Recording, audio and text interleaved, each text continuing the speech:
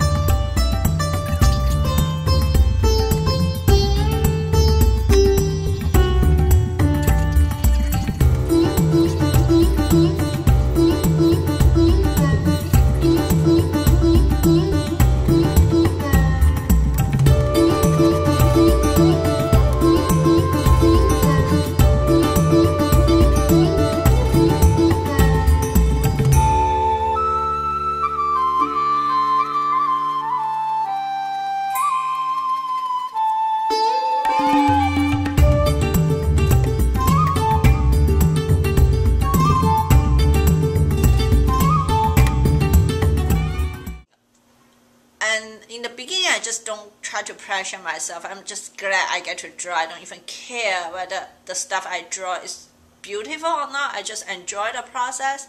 And slowly I get back into it, and now actually this is really fun, and I realize it's very important to separate your creative life. There's work, you do your best at work, and you just grasp all the opportunity to learn as much as work, to do your best. And job doesn't always very satisfying. I mean, job, there's like all kind of thing can happen at work. It's like there's politics, there's project you might not enjoy as much, your boss might not be very nice to you sometimes, and then there's a lot of frustration. But then if you just try your best and learn as much and then move on to something else, you'll find the career is more fun.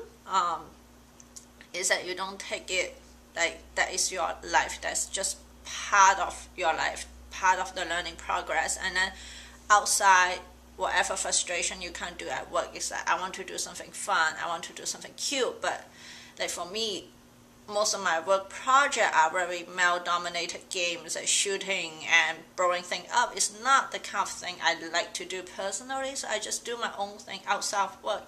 And you are more psychologically balanced. You feel like you get to do something that advance your career or help your career growth, and then outside you get to do something you like and kind of like a stress release. And to me, that it's hard to find that level of balance, and sometimes it does take a little bit of life lesson to get that, to learn how to balance your life and realize how to find creativity outside of like work stress. It's hard to find that level of balance, and sometimes it does take a little bit of life lesson to get that, to learn how to balance your life and realize how to find creativity outside of like work stress and pressure.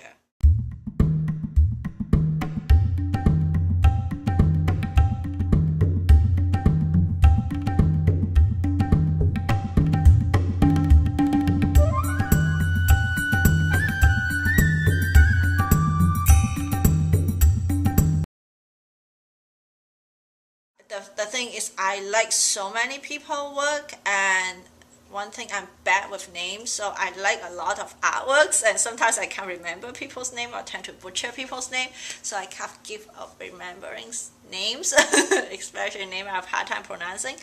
But I would say in terms of animation early on, I'm very inspired by Frederick Broad. If I have to name a name, Frederick Broad would be definitely the top of my list.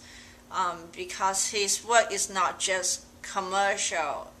I mean, I enjoy commercial work like Disney and Pixar stuff and many other commercial animation and movie, but to me, it's like you can be independent artists and create artwork that is very inspiring and very entertaining to the audience, without following the commercial format. So I really enjoy Frederick Broad animation a lot, and then also enjoy his philosophy as an artist a lot. He just enjoyed painting, and he would go out to the countryside when he was younger, riding a bike and paint, and he don't mind to share his artwork with other people, and he's just really cool, and he just enjoyed doing what he do.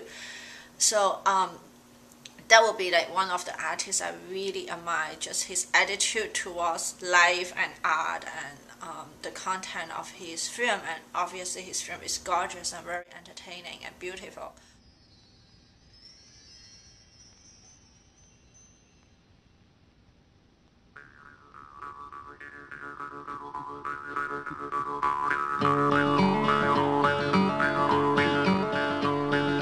Terre de fenouillard d'un petit bois, les écureuils qui font la loi, en passant dans les épinettes, Marie-Galie met entendu sa roulette, en passant tout le long du bois, il y a quelqu'un qui a trouvé ça.